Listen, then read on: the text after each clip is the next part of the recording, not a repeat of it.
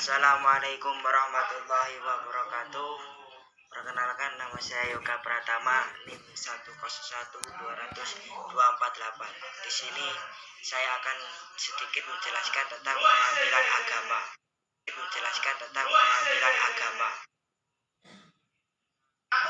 Pengadilan agama.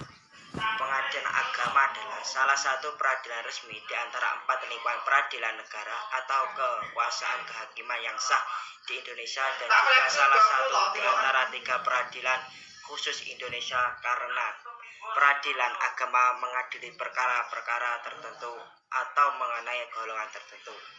Dan pengadilan agama ini tugasnya sebagai tingkat pertama adalah menerima, memeriksa, dan mengadili serta menyelesaikan perkara-perkara yang diajukan kepadanya, dan tugas-tugas lain berdasarkan peraturan undang-undangan termasuk di dalam pengelolaan administrasi, kepaniteraan, dan kesekretarian serta kegiatan-kegiatan lainnya.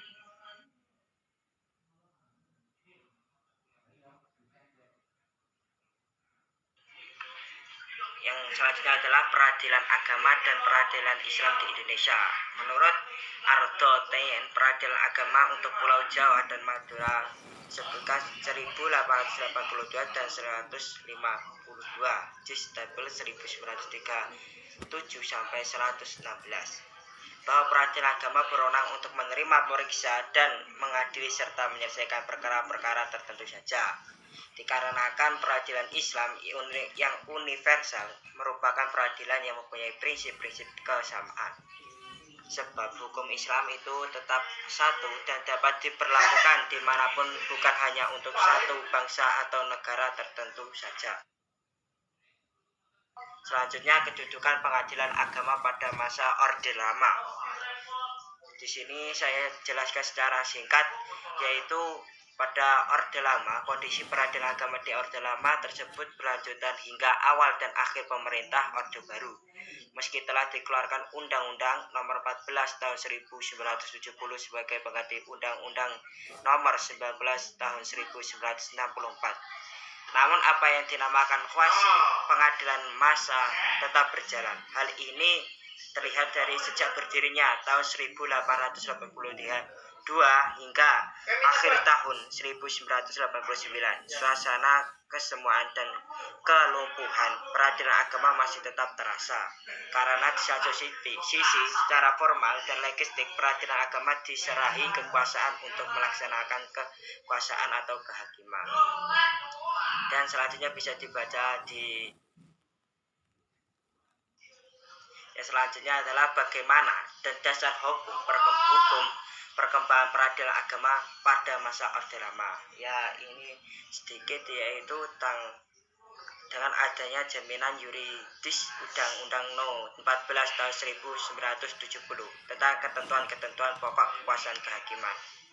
Keputusan Menteri Agama Nomor 34 Tahun 1972 terbentuk 4 kantor peradilan agama dan 6 cabang kantor peradilan agama atau mahkamah syariah di dalam daerah Provinsi Riau, Jambi, Aceh, dan Sumatera dan lainnya.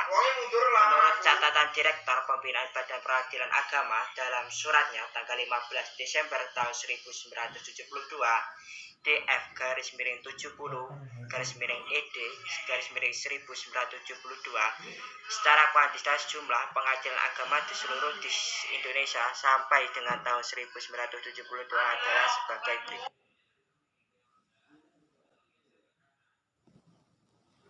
Yang pertama adalah kerapatan kadi di Kalimantan, yaitu 10 buah.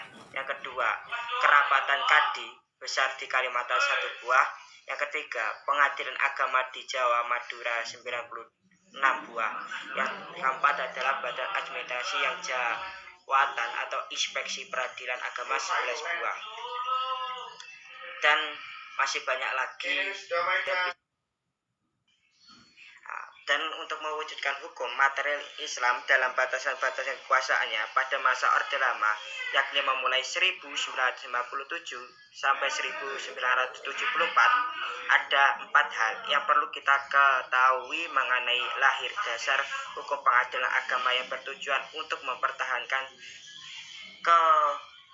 eksistensia pengadilan agama di Indonesia, yakni PP nomor 29 tahun 1957, PP nomor 45 tahun 1957, dan Undang-Undang nomor 14 tahun 1970 yang akan dijelaskan secara rinci sebagai berikut. Yang pertama adalah Peraturan Pemerintah Nomor 29 1957.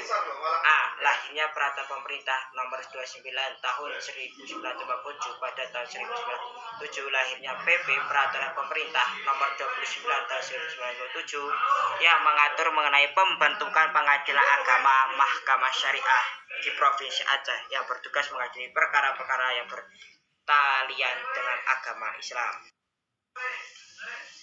Mungkin cukup sekian dari saya, kurang lebihnya mohon maaf. Wabillahi taufiq wal hidayah wa ridwan inayah. Wassalamualaikum warahmatullahi wabarakatuh.